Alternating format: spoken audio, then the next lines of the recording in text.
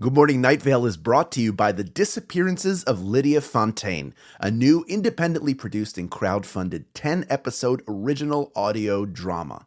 Set in a deceptively familiar world of electronic surveillance and machine-mediated communication, The Disappearances of Lydia Fontaine follows Lydia Ryan and her friends, lovelorn Ethan and wannabe internet sensation Dee, as they struggle to unravel the mystery of her mother's disappearance. Escape the sinister Fontaine family, and survive the feud over her grandfather's supernatural legacy. It weaves bitter family drama and high-stakes intrigue with fantasy and cyberpunk elements to create a surreal mystery about secrets and grudges, old books, big data, and the promise of infinite knowledge. And do not forget the talking birds. It's a full-cast production with original music and a bespoke soundscape presented through a series of found-footage-style surveillance recordings. And it's important to note, this show was made entirely without generative AI. Even the computers are voiced by human actors. Episodes are free, and you can start listening right now with the Season 1 finale due to come out on August 16th. For more information, go to lydiadisappears.com. and find The Disappearances of Lydia Fontaine wherever you get your podcasts and start listening from the beginning. Insurance isn't one size fits all, and shopping for it shouldn't feel like squeezing into something that just doesn't fit. That's why drivers have enjoyed Progressive's Name Your Price tool for years. With the Name Your Price tool, you tell them what you want to pay, and they show you options that fit your budget. Enough hunting for discounts, trying to calculate rates, and tinkering with coverages. Maybe you're picking out your very first policy, or maybe you're just looking for something that works better for you and your family. Either way, they make it simple to see your options. No guesswork, no surprises. Ready to see how easy and fun shopping for car insurance can be? Visit Progressive.com and give the Name Your Price tool a try. Take the stress out of shopping and find coverage that fits your life, on your terms. Progressive Casualty Insurance Company and Affiliates. Price and coverage match limited by state law.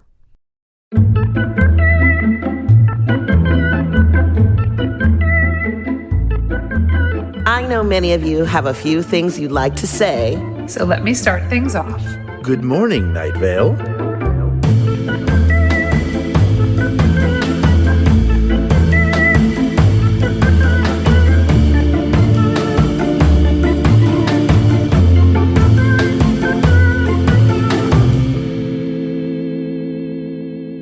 Hey there, babes. It's me, Symphony. It is me, Megan.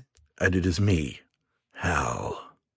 And this is Good Morning Night Vale, the show where 3 cast members from Welcome to Night Vale listen to Welcome to Night Vale in order and then talk about each episode as it happens, as we're listening to it. It happened a long time ago, but we're talking about it now, and you're listening, and we're also discussing the things that you think about it. And we are recording this on December the 2nd, 2022, the year of our flying spaghetti monster. 21. 21? Yep. Anyway, that's where my brain is. You know, COVID brain is real. I heard about it. I saw it on a TikTok video, so it's real. Nobody can blame me. Yeah, I feel that. Who knows? I really struggle with the dates as well. Mm-hmm. I think I was dating something today, and I almost wrote 2018. So could be any year. I was so proud that I remembered it was December 2nd that I just let the rest of it fly. I just let my brain go because I was like, oh, I'm past the hard part. Little did I know. Yep, it was weird. I think we're also just really excited because it's episode 100. Yeah. It's episode 100. This episode description is Welcome to Night Vale's 100th episode. A toast. It's also our 100th episode, so a toast. Toast. Cheers, Slancha. I'd like to toast to my tri-hosts, Salud. Hal and Symphony. Toast. Could not be having a better time recapping the show 100 times. And I'll do it 100 more. Do it 100 more. L'chaim. Yes. What are you drinking, Symphony?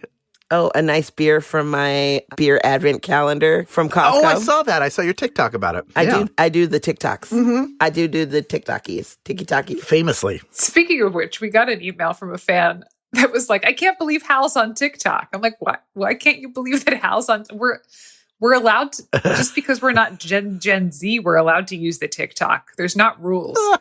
I'm from the internet, children, so don't. I was there Yeah. in the early chat rooms. I was talking to who knows who. Actually, funny enough, one time I was at a resort in Mexico and the bartender was asking us where we were from. And I was like, I'm from Chicago. And he's like, what's your name? And I'm like, Symphony. And this man from across the bar is like, Symphony Nicole Sanders. And I was like, whoa, that's my government name. Who are you, sir? I had never seen this person before. And apparently we had talked in a chat room when I was like 14. Uh-oh. Well, we were both 14 at the time when we were chatting. I know. But he was like a normal person. He was on his honeymoon. It was nice. We were like at the same age. So I was like, good. He wasn't To Catch a Predator. You know what I mean? You had a matching A of your ASL. Yeah.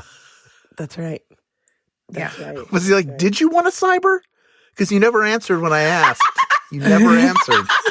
By the way, the person who was surprised him on TikTok, cybering means from a long... You know what? I shouldn't explain it. Don't even look it up. That's dark web stuff. But yes, Grandpa Hal. It hurts inside very deeply to know that whoever wrote that in could very easily be my child. Like the right age proportion is there. Yeah.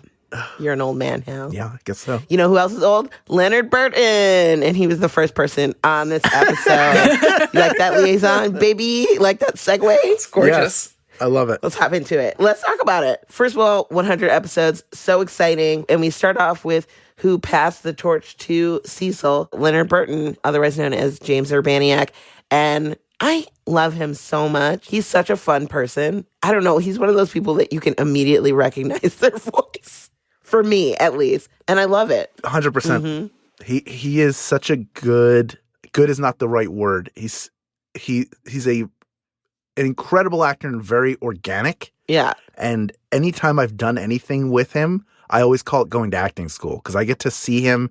If I'm going back and forth with him, it's like you're learning on the job. Yeah. And just to watch him or listen to him and find the things that he sort of finds organically, even in between the lines, and just how he plays through them it's so good. He's very quick. It's so good. He's very quick. Yeah. His delivery, he can deliver any line. Yeah, he really can. Any line. Absolutely. And without just sort of doesn't look like a ton of preparation. Yeah. But maybe, I don't know. So he has a very strong delivery. Yeah. Just naturally. I think that's why I tell people I'm not an improv person because I think of people like James, he's just so sharp to me. And you guys I never worked with James, obviously, but we always see each other at Dragon Con and you guys are usually sitting next to each other, Hal, and you're going back and forth. You guys have these little jokey quips that I'm just sitting there in awe watching you guys match each other wit for wit, and that I'm just and just giggling along because I can't keep up with that. And I'm like, farts. The secret with James is just to get him to tell theater stories. And then anything you do that's in a theater reference, he'll just run with because he's a theater guy. And as a kid, he would sneak backstage Broadway productions that he would go to. He would sneak backstage to try to meet the actors. And he met Jack Lemmon, I think, that way. Oh, my gosh. Who was at that point, it was yeah, all right, kid. Just sort of said hi to him. Because it was clearly not the first time he had seen a kid, some 17-year-old Jersey kid, sneak backstage to say hello. I think a lot of the people that play characters on this show have some background in theater or performance, and it really shows in a lot of these performances that we see in this episode. And I'm just, first of all, if we don't get to everybody, because there are so many people in this episode, literally they got every character, right? Pretty much. Every character, but the controversy is Louis Blasco. Louis Blasco had never been on the show. He'd been in the live shows. But every voice that has appeared over the waves of the Apple iTunes podcast stream was represented on the show. Well, and it was just so overwhelming to hear everybody because you're I remember I was just listening, and some of the bits were short and really cute and quippy, it was really simple, and then some were a little bit longer, so I felt like I was writing down someone's name and then someone else would pop up. There was the exchange between John Peters, the farmer, and Sheriff Sam, And that was like right after Diane Creighton. So like that whole thing, I was like, wait, and then there's John, and then there's Sheriff Sam. So it was fun and exciting to hear everyone back on the show. And had we heard Diane Creighton before? I know Annie had done live shows. She did the crossover. So the crossover, I think, is considered canon, right? Mm-hmm. So she was Diane Creighton in the crossover. Okay. She was one of the double duty people. She sounded like such a mom, and I loved it. I think she already was a mom at the time, or was soon to be. This would have been 2015, right? 2016. 2016. So she was already a mom at this point. Oh. She had become a mother. It's so weird. Like when I met Annie, she was, what was she, like 21, 22, something like that. We've been performing together for 21 years. Wow. It's weird to say that out loud. Yeah. Almost 21 years. My God. I guess I shouldn't be on TikTok. I have to go delete my account. Time passes. I mean, I feel the same. It's the same way with Cecil and I. Like, Cecil and I have been in shows together since like 1999 or something. So it's crazy that I don't know. I always find it weird when you're like, oh, I've known this person for like half of my life, and I've like as a fully formed person, not just like we knew each other since we were kids. That would be cool too. But like we know each other because we were like learning to be people together. And it's and then now you're like, oh, I'm a person and I have like a life, a full life, and you're still friends with this person, know these people, and it's like time is weird. That's all I have to say. Yeah. Time is certainly weird. I was looking down at my notes and I couldn't make sense of them. I was like, what did I write down? And then I realized that what I was looking down at was a grocery list. And what are some of your notes then for the episode? But read it from the grocery list. Yeah. I was like, what is parm? So, yep. Please incorporate as many things on that list into this episode as you possibly can. Yeah. It's just a challenge. There's also, underneath that is the list of thank you notes I have to send. So I'm like, what is Uncle Rick? Okay. So I guess I can turn the page back and look at my actual notes, but no, please don't. I won't. I won't. Uncle Rick. Chicken cutlet, I will not. Chicken cutlet. No, it sounds like you're going to have a delicious dinner. Yeah, it's really bananas that I... Oh, Lord. Yeah. Anyway, moving on. Hummus. Okay. So I was talking to Joseph a little bit about this. I was like, how did you guys write this episode? And he's like, this is actually an episode that we wrote together. Joseph and Jeffrey wrote together. Oh. They usually don't write together. They trade off. But they wrote this one together. And they got circled us all around and got our voices. Yeah, it's the whole toy box. Yeah.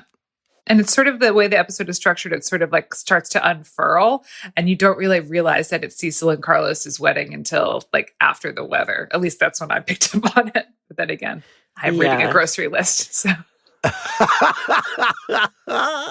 No, it's true. It does. I remember seeing the portion. I get to come after the weather. So by then it's very clear. I'm like, oh, they're doing a wedding episode.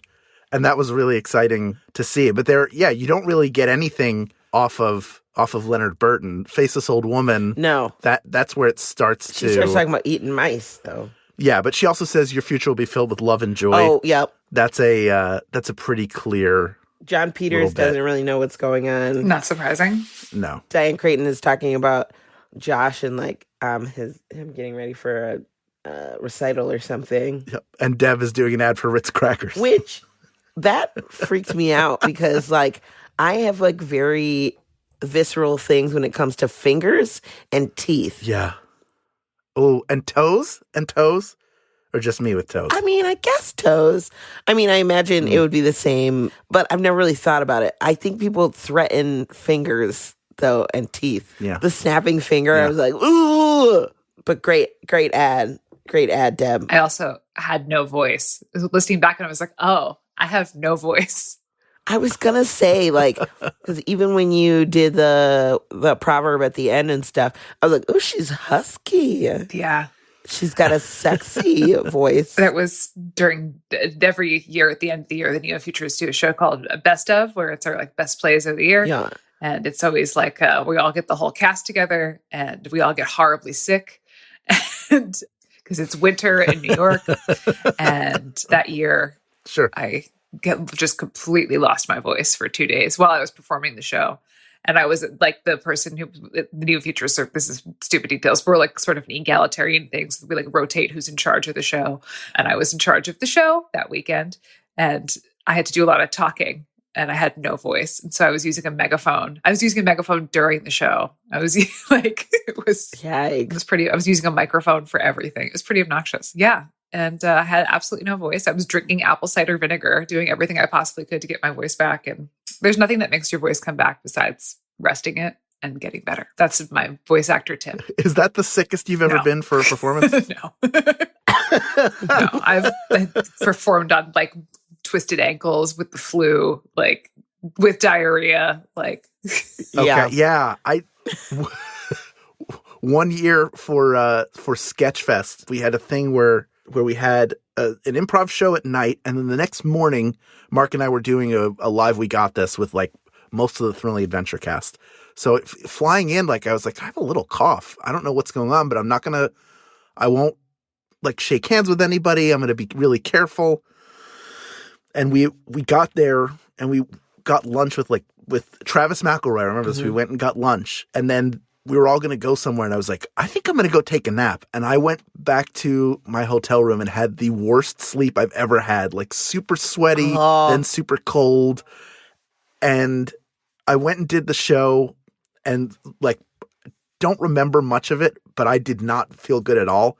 Then did the show the next day, and it was an M&M. We were doing best M&M flavor, so we had bought every kind of M&M. So we were all taste testing them live as we were doing it. So I was like, put me at the very end. I have to be the last one to touch anything anybody's going to put in their mouth. We do the show. I'm eating all these M&Ms. And then afterwards, Jennifer calls me and is like, I think you have the flu because I have it now. Oh. She's like, I have 102 temperature. And then when I got home that day, because, you know, Sketchfest, you fly out. As soon as your second show's done, you're on a plane back. And I got home and I had like 101 fever. Had no idea. Oh, no. Didn't know. It was the normal, because it started the way you feel sometimes when you just travel by plane. And then I did those shows and I was like, if I ever feel like this again, I'm just going to not do any of the shows. Didn't think of it. But at the time, you know, you're like, you want to do the show. Right. You don't want to not do shows. Hopefully in these modern times, these post-COVID times, we stop working when we're sick. But that was just sort of a thing, especially with performance. The show must go on. Like, right. You have an audience. You have to get on stage. Like there's kind of no way around it. Yeah. Hopefully not anymore. Hopefully we can be like, let's not all get sick. Yep. You know, honestly, I haven't really, knock on wood, I haven't really been sick because I wear a mask everywhere. So like, I haven't even been getting my like seasonal stuff that I sometimes get like little sinusy things, but like overall I've been pretty good. I also do the hot sweat, like panting, and I'm just like sweat lodge, like full 800 blankets, just like, you know. Sweat it out. But yeah, so anyways, let's get back to this. So there's so many people. Oh, Hiram. Oh, the pre-recorded message. That kind of, I was like, oh no, Violet. Oh no. That one really, I was like. I'll just say congratulations. The next time I see everyone is the last thing Violet Head says. That sucks. That really sucks. And then we move into, Michelle. She's just like, I don't like being happy because other people are happy. She's like, but this was nice. She's like, but I am happy. And so she like doesn't know what to do with that exactly. Yeah. You know? And then Maureen was like, yeah, I used to care, but now I don't care. And I'm having a good time. Everybody seems to be having a good time. But then, and Kevin and Lauren send a thing in. Mm-hmm. That's all fun. Their creepy ass smiles. Melody, Earl. Okay, so Melody was also friends with Earl Harlan. Interesting. Yeah. So Earl is the issue. Yeah. But she doesn't remember anybody either. Well, he's the only one who's awake. Maybe he's the only one who knows. Maybe he's Neo. Sure. He took the red pill. and saw how deep the rabbit hole goes. Mm. Or he just escaped whatever the experiment was that was done on everybody else. Yeah. Don't you think? Like, if one person remembers and nobody else remembers, do you trust the one person who remembers? Like, because it's like in the rule of sci-fi. Right. Not in the real world, but... I feel like Cecil remembered them being friends, but just, right? Or no, did he not remember them being friends either? He doesn't seem to want to talk about it. Yeah, he doesn't want to talk about it. And Melody doesn't remember anybody though. Like, so maybe her re-education just went too far. Like, they fully wiped her shit. Or is she just like so singularly focused on like robots and computers that she... Yeah, she's like science frantic. Yeah, she can't possibly even acknowledge that another actual person exists. Yeah. We'll have to think about that. Now to me. Oh. My little sonnet about death and love, and that you're just like, well, you'll go into a cave and then no one will ever hear from you again after. Meg, maybe you can confirm this, because when, like many of you have heard before, when we receive... It might as well be delivered by some person in a mask, the script, because like they don't give us any direction. They just like, here, record this by this date. And you're like, okay, got it. And you know, you're like recording in a vacuum. The thing about the coffee, bringing you coffee in bed. Yeah. Is that you guys? Mm-hmm. Oh, because I was like, when I read it, I was like, that's so sweet. I'm like, that sounds like Meg and Joseph to me, like a very Meg and Joseph thing. Yeah, there's a lot of Meg and Joseph in Night Vale. Guys, I'm just going to tell you, there is. In this episode, too. Like, whatever the Cecil Carlos is kind of like a little Meg and Joseph-y. Yeah. Yeah, so if you haven't read their book, First 10 Years, then you're missing out on, you don't have the whole story. It's really great. Yeah. It's a great book. But it also will let you in. You might get some super secret, Easter eggy type ideas. Alice and Keisha is also Meg and Joseph, guys. From Alice Isn't Dead. But, I mean, it shouldn't be surprising to anyone because writers write what they know, right? But, like... Sure. In a way, you can have an imagination about stuff, and characters have different names and different like personalities and whatever, but like you draw from things in your life. Like a thing someone said to you once can be an inspiration that creates a whole paragraph, a whole chapter, and like, while yes, this is very much their story, I mean, it's also like, this is something that's created by Joseph and Jeffrey, and it's beautiful. This whole thing is beautiful. I love their whole relationship, and it starts getting more schmoopy after the weather, obviously, and we'll get to talking about that. But I just had to point that out about the coffee in bed and stuff, because it always makes me think of you guys. And Joseph and Meg are relationship goals when it comes to being sweeties and loving each other. I love my Joseph Fink. He's very good. We've certainly had a heck of a time this past year. He's good. Get into it. Yeah. He's very strong. But he's doing good. He's a strong bear. While we're on this topic, to jump to the end of the episode where Cecil is talking about hauling the trash bags and the chairs out of the venue. We did that at our wedding. It was in my wedding dress, completely wasted, barefoot, hauling trash. It was great. In this episode, was this released? 2016. 2016? Yeah. So it was after your wedding. It was like a year after our wedding. Okay. I have lots of I drew lots of crying faces. I was saying they're married, like about them being married. Also, I was at that wedding, and yes, I was also very drunk. So was Eliza Rickman and everyone who came. It was a very good time, and I love when those pictures pop up in my time hop. Aww. I'm gonna have to find them, and we'll put a couple in Patreon, maybe. Yeah, I'll put some wedding photos on the Patreon. I mean, if they're, looking cute. Mm-hmm. Speaking of post the weather, we see old woman Josie, or as I, OWJ, does a really nice speech, also bringing up the past, seeing Cecil bowling and whatnot, and talking about Carlos coming to town and how people generally are not friendly to outsiders, and he's been welcomed by the town, right? I feel like that's what she said. Yeah. I mean, I think there's an inference there of how they treat interlopers, but how he has sort of charmed the town. Yeah, like he's part of them now, kind of, right? Like, I feel like the end is sort of pushes everybody towards, like, we are all, like, family now. I feel like that's similar to where I'm leading that into Steve, because Steve, you kind of like more overtly say it. Yeah, I mean, I feel like we don't, like, one thing that hasn't been explored a ton, but sort of referred to as the Steve and Carlos dynamic, which understandably is good because they're both sort of sweet people who would be sweet and welcoming to one another. And I think that's probably something else that helped draw Cecil closer to Steve. And this is all just me taking context from outside of what we hear. But, obviously Cecil tolerated Steve as much as he could for a long time because Steve was good to his sister and his niece. But now Cecil has found a partner and the person he's going to spend the rest of his life with. And there's a good dynamic there because they're both basically good people who see the good in one another.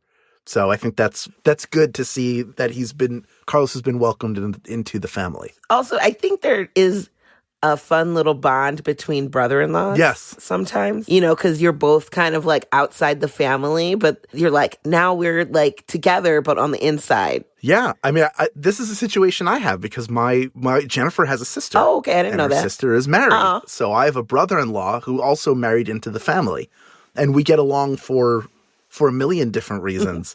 But that's a bond that we share, is that we both married into the family. And he had insight before I did to like sort of understand the family and the dynamics of it from the view of someone who married in. And fortunately, my in-laws are like world-class, amazing people who were welcoming the second they met me in 2015. Still, that is a special bond that you have because you're both interlopers. Yeah. In a way, to the family. And then Carlos's speech was so sweet. Oh, the throat surgery thing. Yes. Let's just clean that up. Clean up on aisle. We didn't really think anyone was going to listen to this podcast. Such a Throat good surgery. No, that was so good. What a great cover. Science is neat. Good job, Jeffrey. That's the best. That like really cracks me up. But I also like the thing that really touched me is when he said, love is not a fact. It's not. It is full of every day choosing the other person, making decisions to stay together, be a team. And that is beautiful. When someone chooses to choose you every day that's something very special. And I hope everyone gets to experience that once in their life. Or twice. Or a bunch of times. I don't know your life, but I hope you get to experience that because it is really, it's challenging and it's scary, but it can be really beautiful and very rewarding. Yeah, I think love is nice. And also, when Cecil got to say his piece, obviously he's such a great orator. It was really nice. But my favorite line from his speech was, science is deeply erotic. It makes science deeply erotic.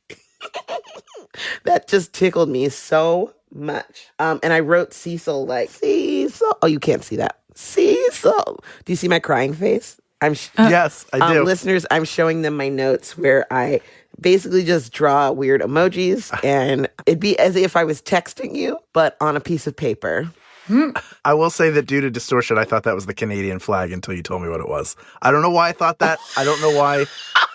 I thought it was the two stripes at either side and then the maple leaf in the middle. It's the crying. But it wasn't. Now I see it.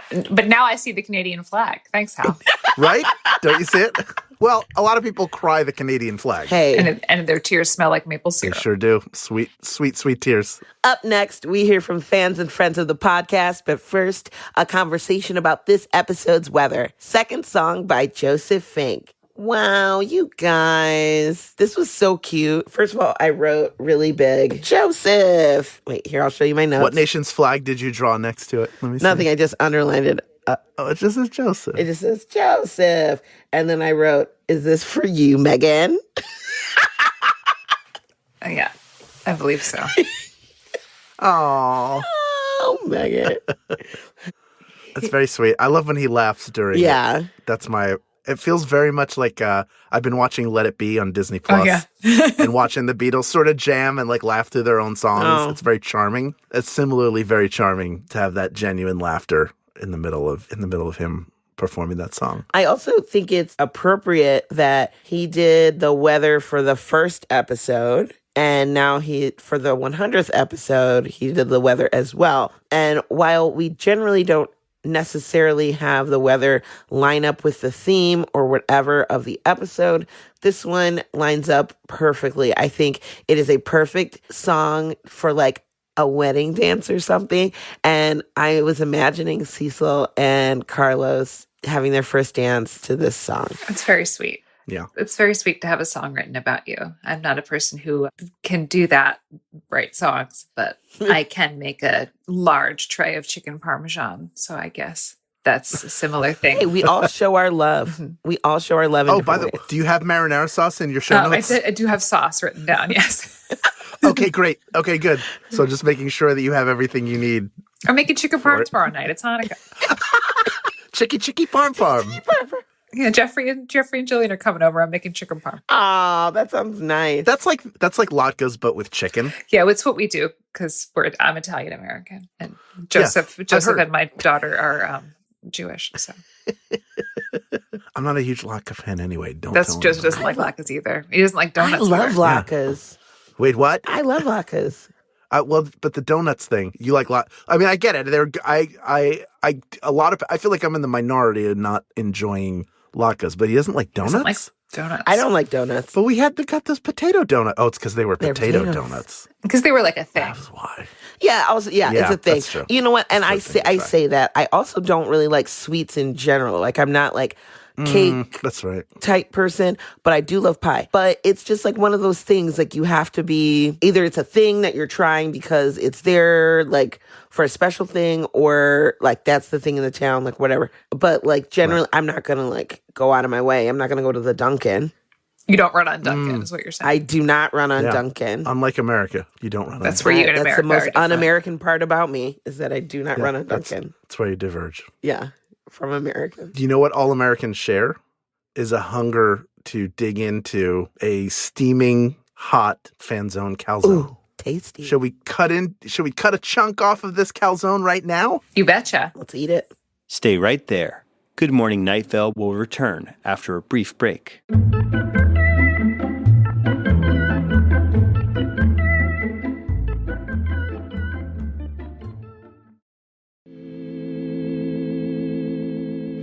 All right, let's do it. I got something here from Sam, who writes, Dear Good Morning Night Vale team, I hope you're well, or as well as can reasonably be expected in our current hellscape. I've been a fan of Welcome to Night Vale for years, and I know you're probably going to get so many messages from fans about episode 100, Toast, since it's a fan favorite, but it would mean the world to me if you shared mine on your podcast. You see, my twin sister just got married in a small, beautiful, socially distanced wedding back in November of 2020. For months leading up to the wedding, amidst all the preparations and rescheduling and trips to IKEA for mason jars, I was happy for my sister, but I was also anxious. I was anxious about losing my best friend to this new guy, this interloper in our family. My sister and I did everything together up to this point, and I was afraid of the changes that would inevitably occur as a result of the wedding. But then when the ceremony actually happened, and I witnessed the real love between my sister and her husband, and later as I got to know her husband more as a person and less as an interloper, I realized that I wasn't losing my sister at all. I was gaining a brother, and my sister was gaining the foundations of a new life. What could possibly be a more joyous occasion? At the hotel that night, I took the best bath of my life and listened to Toast. It was the most cathartic way for me to unwind and take stock of such a momentous day. I love everyone's toasts in this episode, especially Dana's and Steve Carlsberg's. Our time and place were exactly what they needed to be that day, and I'm forever grateful to Steve for helping me find some compassion and love for my new brother-in-law. Thank you for all the great work you do. Love, Sam, she/her. I realized I made a mistake, which is I read this. I was on early and I read this ahead of time and I cried when I read it originally. Aww. I'm not crying now, but I think it's very sweet and I think it's wonderful, Sam, that you, first of all, everything you were feeling was normal and I love the journey that you took, and I'm very grateful that anything I did as a small part of something that has had an impact on your life like that, that just means the world to me. So cheers. Cheers to you, Sam. And to your twin sister and your brother-in-law. Yes. And I forgot about that when we were talking about the episode, when Dana said our time and place were exactly what they needed to be that day. Like, Isn't that how it is, though? Like, because life is a bunch of moments. It's like sliding doors, If you miss it, like, anything could have happened. You could not be friends with someone or missed an opportunity or whatever. And it's just so wonderful that our times got to mesh the way they are so that we get to be the people we are with the people we love, Absolutely. Katie writes, Meg, Symphony and Hal, hello again from a Gen Z listener. Episode 100, Toast, is one of my favorite mid-series episodes precisely because I had totally inaccurate expectations about it going in. I would scroll past the title to get to another episode, and the whole time I automatically thought it was about hot, toasty bread. The whole time. It made sense that Night Vale would just have a random episode about toast, and I didn't question it at all. Of course, the actual episode is great too. Since this is actually a food podcast, what are your opinions on toast in all of its varieties? Cheers, Katie. Wow. I love toast. I love bread. So it's so good. I groaned when you said Gen Z listener because I thought it was going to be something that made me feel really old. But no, it's about toast, baby. Toast. It's about toast spans generations. It's one thing we can all get behind. It's true. It's the bricks with which we build the path of time. However, if I'm getting a bagel from a good Jersey bagel place and it's fresh that day, I'm not toasting it. That's all. I'll leave that there. Whoa. No. You don't even need to cut it. You can just eat it. A fresh baked, you don't need to put anything else. You can just eat it. You can just eat it as a chunky ring of dough, right? Agreed. I mean, I could, yeah. You could. I don't know. I just like the texture that toasting something creates for all the toppings that I want to put on it. Like I'm a spread schmear like jam person. Like I really enjoy getting in all the nooks and crannies. I love a good toast because I also love butter.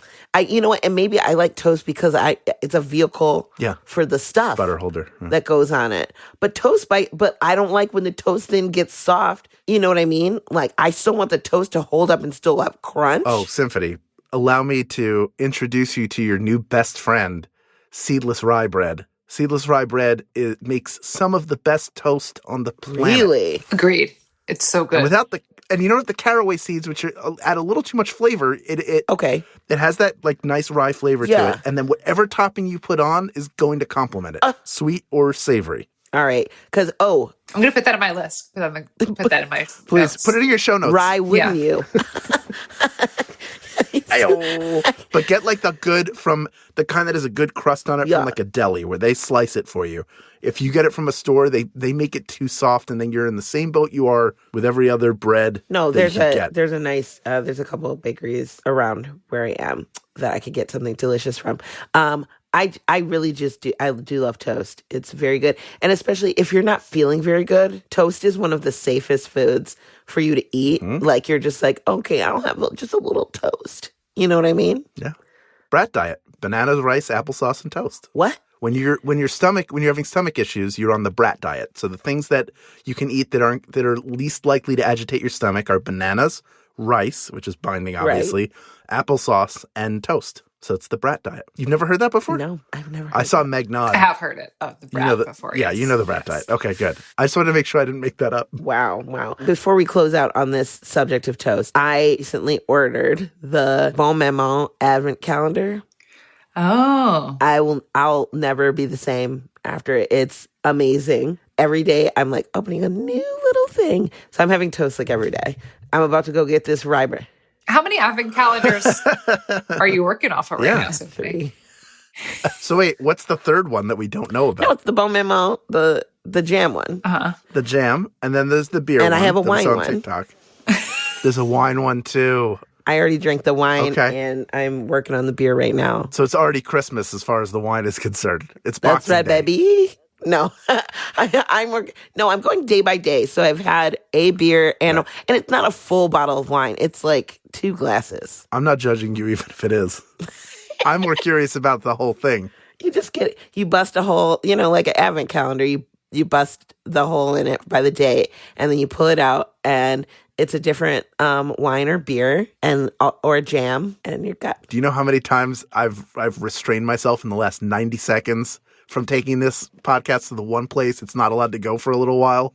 Okay. The number of times. No, there's no need to go there because we're talking. I know I'm not going to do it, but I just want to. pat myself on the back out loud that I didn't go Good. there, which means I kind of did. Sorry. I'm counting it. It's been 0 days. Damn it. Damn it. I thought I could He's hold out, ruining but it. then You're ruining it on purpose. I didn't mean to. It happened. Anyways, It just happened. Let's move on. Let's get out of it. next up in the Calzone, we have Hannah. Hannah writes, Dear Meg, Symphony, and Hal, I'm not quite caught up on your podcast, but I saw that you were getting close to talking about episode 100 Toast, and I just had to send an email about it. Sorry that it's so long. Don't apologize. I thought Carlos was going to die throughout the entire series until this episode.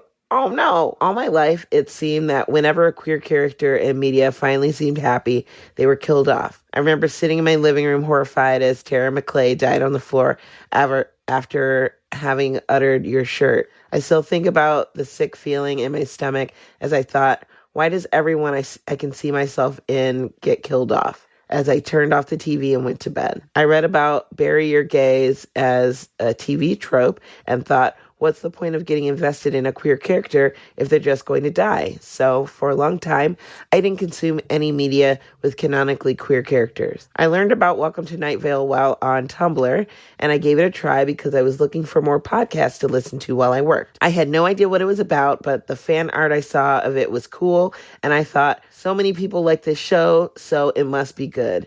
And it was, and continues to be. Still, I felt the old familiar hurt when Carlos was shot. Every word Cecil spoke as he held the trophy for Carlos. It reminded me of every thought that I had when Tara died. No, they were just here. They can't be dead. They still have so much to do.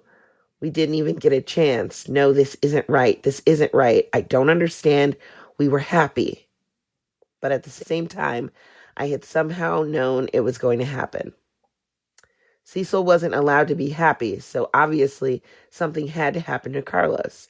I tried to comfort myself with the thought that it was not specifically because of the queer romance. This is Night Vale, after all, and people often die.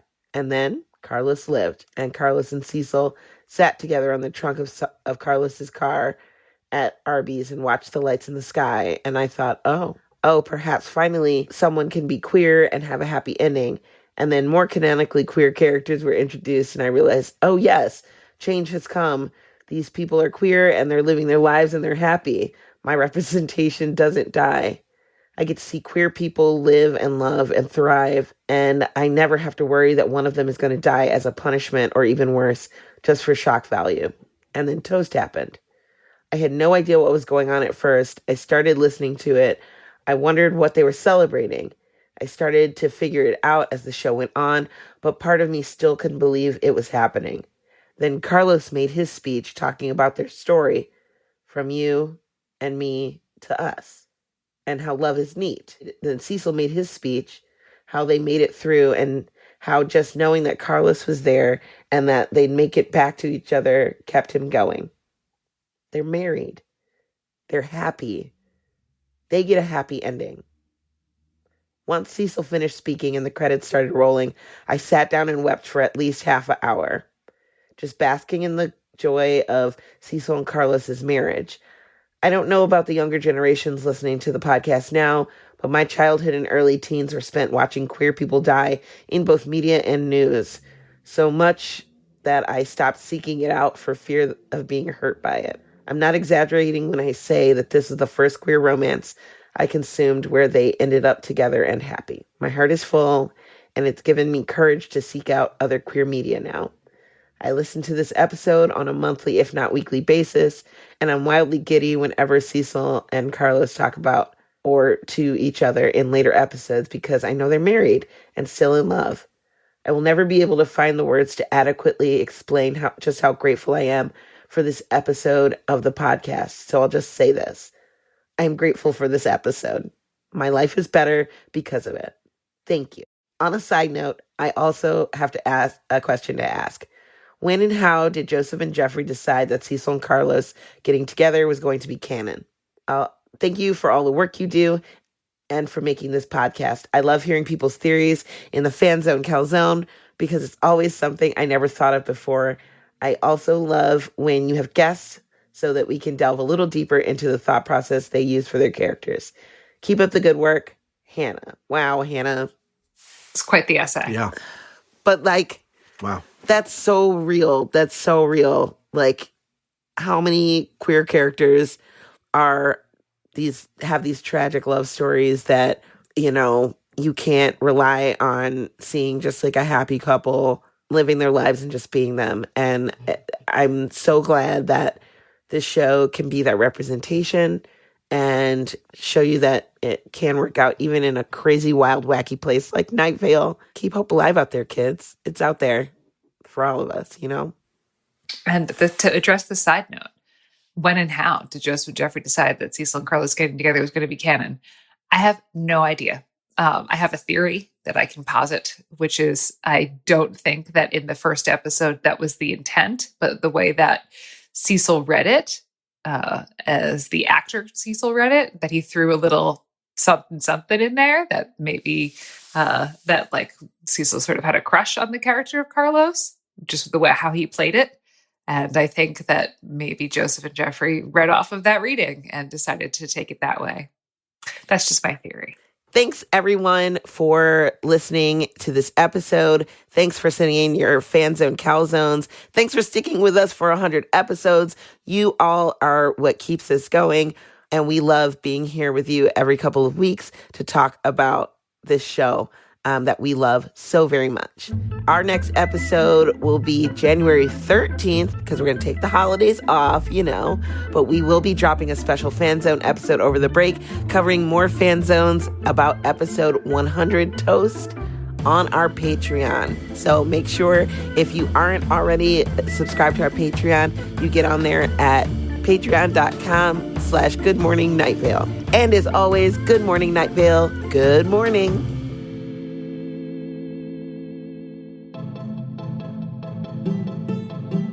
Good Morning Night Vale is a Night Vale Presents production. It is hosted by Symphony Sanders, Meg Bashwiner, and Hal Lublin.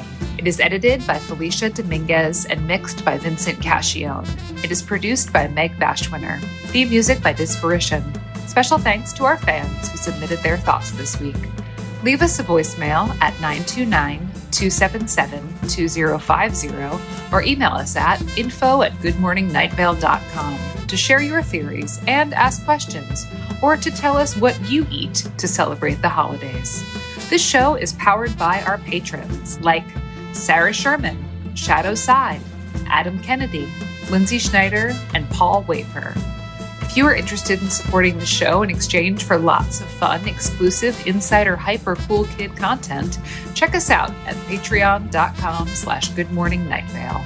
For more info on this show, go to goodmorningnightVale.com and follow us on Facebook and on Twitter at Night Vale Chat. Special thanks to Joella Knapp, Jeffrey Craner, and Joseph Fink.